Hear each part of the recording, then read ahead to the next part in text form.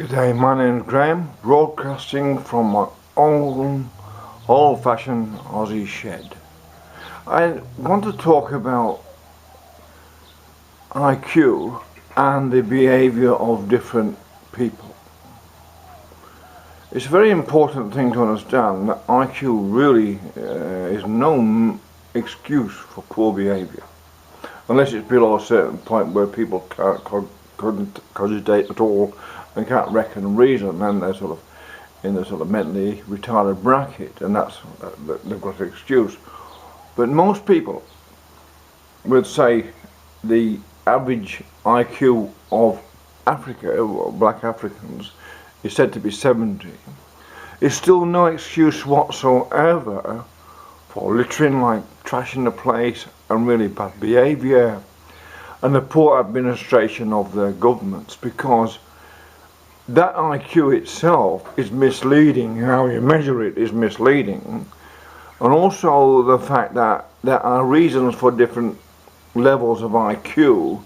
The reason the Chinese of higher IQ or the white people of higher IQ is a matter of intense cold, forcing them to overcome more complicated problems, which then help them survive through the ice ages and that sort of environmental forces, whereas the people in warmer climes lived more of a natural lifestyle like the Aboriginals of Australia, and the food was basically provided for them out of the land and the animals that grew there. So the food was taken, so you didn't have to develop your skills and abilities beyond a certain level to survive. But being able to survive is the prerequisite for development. Pressures and competition within the environment then create a growth in intellectual ability or expansion of the neurological networks, if you like. And that's the difference between IQs like the Chinese have, and then the white people a little bit lesser than that, and so forth. And it's not. And people may want to use this any way they like, but I don't know if being black has anything to do with the low IQ. I think it's environment myself, because I lived amongst black people. I visit them in the Pacific, and there is no crime. Literally no crime whatsoever in these places. They're very beautiful places to visit. The reason is, though, those people are, they're not deeply religious. But they have a really strict moral code, and they really respect their women. Now, I think it all gets down to that. If you truly respect your women, I don't mean the mollycoddled, over demanding species of women we're breeding in the West now. What demands respect but is actually rude and malevolent towards men. I don't mean that. I mean, if you go, and there's a place, I won't mention the place because I wouldn't want it to be over visited. There's a village of 3,000 people, and it's there's no crime. If you can camp there, you can say that you leave your money somewhere, and the kids won't touch it.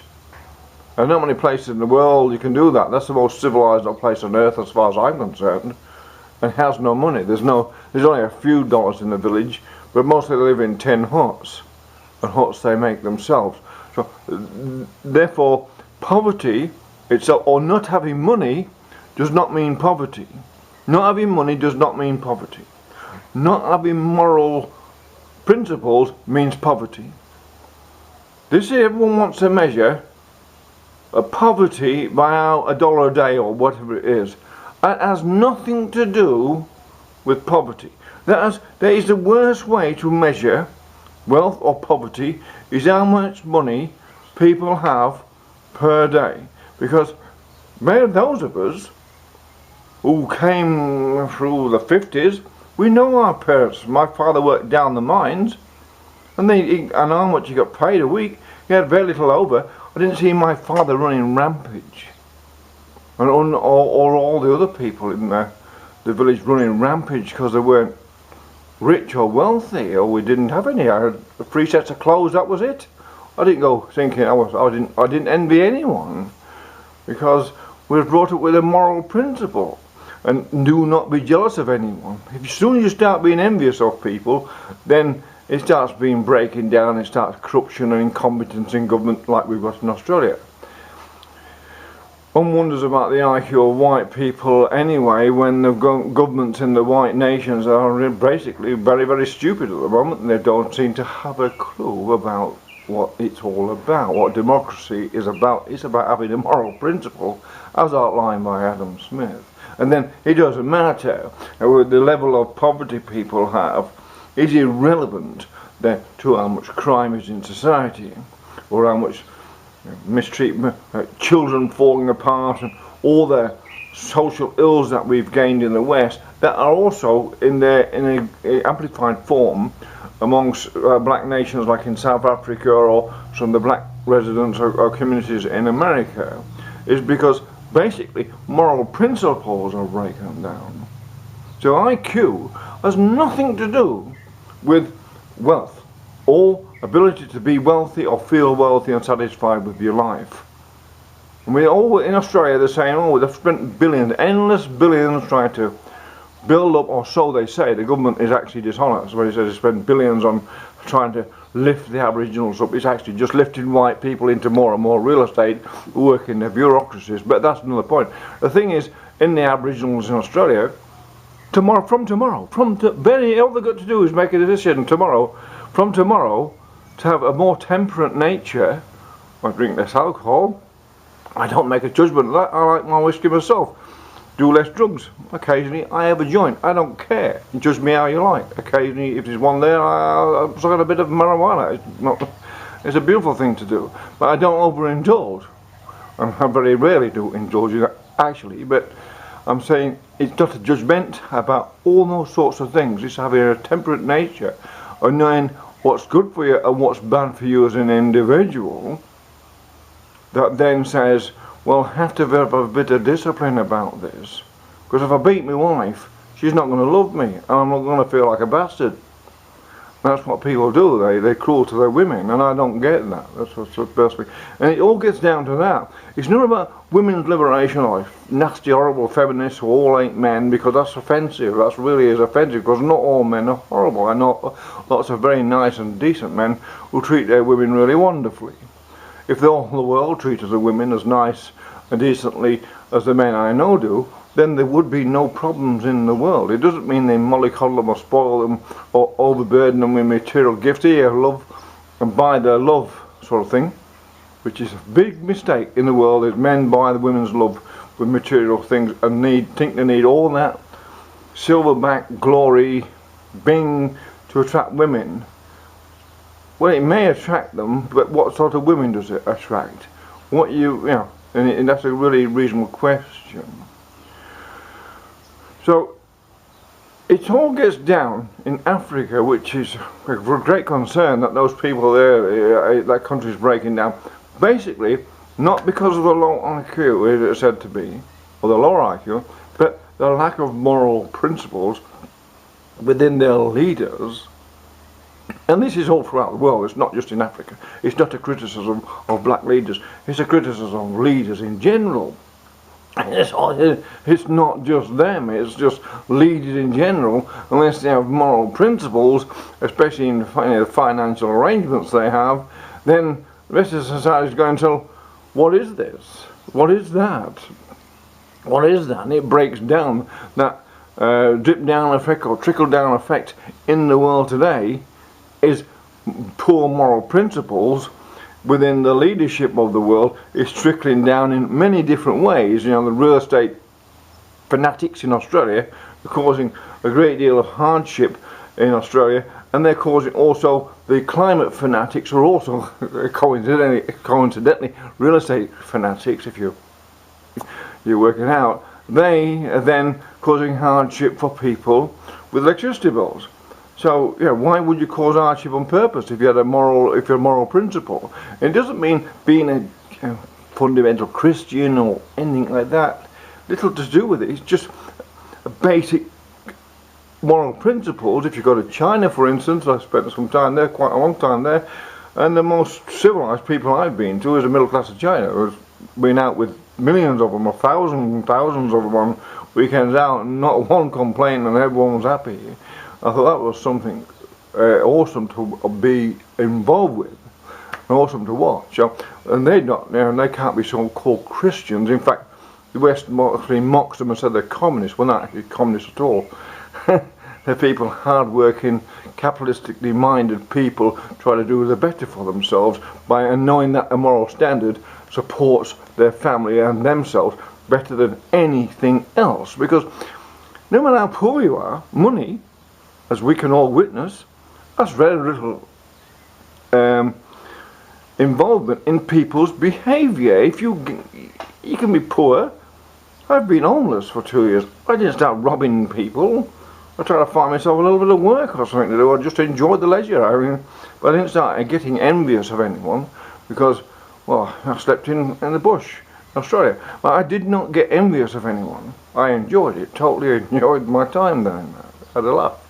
But it all depends on your parenting and the discipline within yourself, the basic moral principles you have amongst your tribe or your creed or your culture or your parochial group, and now that transcends and spreads into the rest of society. Now, so I don't put IQ or the way the Aboriginals are in Australia, and it's down to anything other than poor behaviour and poor moral principles amongst them, because that, I don't care whether they get a job or not, and it doesn't, that seems to bother the liberals, and they're like, oh, we're all going to get a job. Well, you know, jump off a cliff, who cares telling people they've got to get a job when in their tradition they did their own thing, and they don't want to be told by other people how to behave, because I don't agree, that's racism, and that's I don't agree with that at all. But at the same time, if the Aboriginals had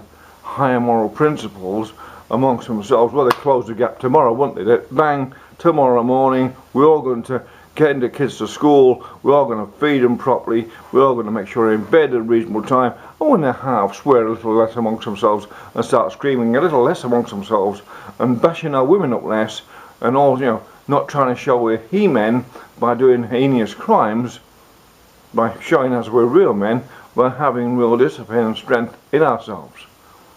Because everyone can lose a temper, everyone can sort of let go. It's easy to lose a thread and let yourself go, and you could become dangerous. All men are the same in principle. All men have the same basic potential to become dangerous and angry and all that. That's just across all races. But therefore, all men can be the same in moral principles. Doesn't matter if you're a Muslim or a Chinese or a Jew, or whatever you are. It's just all the same.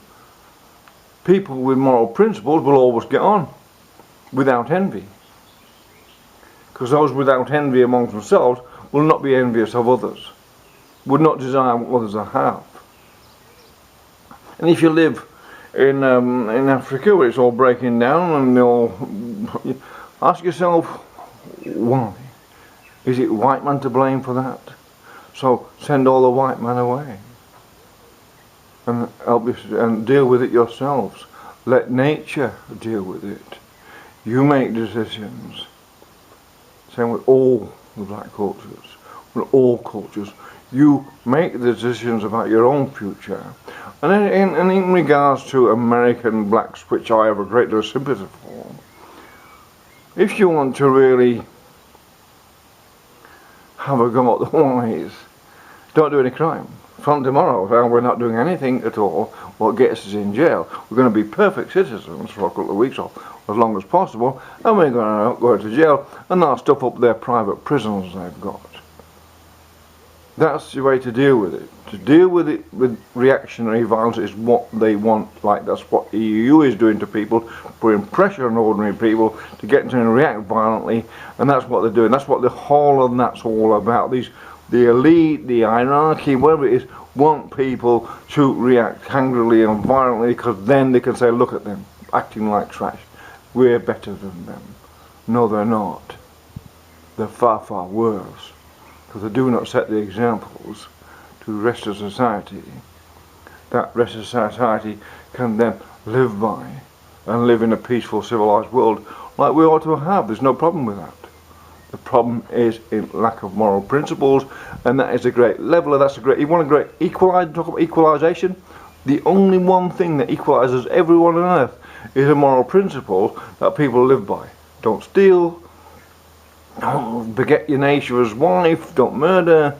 The usual basic principles are in the Ten Commandments, wherever they are. I'm not familiar with them. I don't need to know them. But we learn by our mistakes in our life, and then we sort of, well, we haven't murdered, and I don't do violence and anything like that, and I don't steal. That's the point. Poverty is something, and I understand if a government doesn't, and if the places of crowd like Africa and that, because people have immigrated there, they've got to really think about how you deal with that. There were far too many people. There were hardly anyone there before the whites went, and everyone followed them down there because of the wealth and all that attracted there, and then they're going to blame the whites for them going there. Well, it's a bit of a, that's dishonesty, and in principle, that's immoral as well.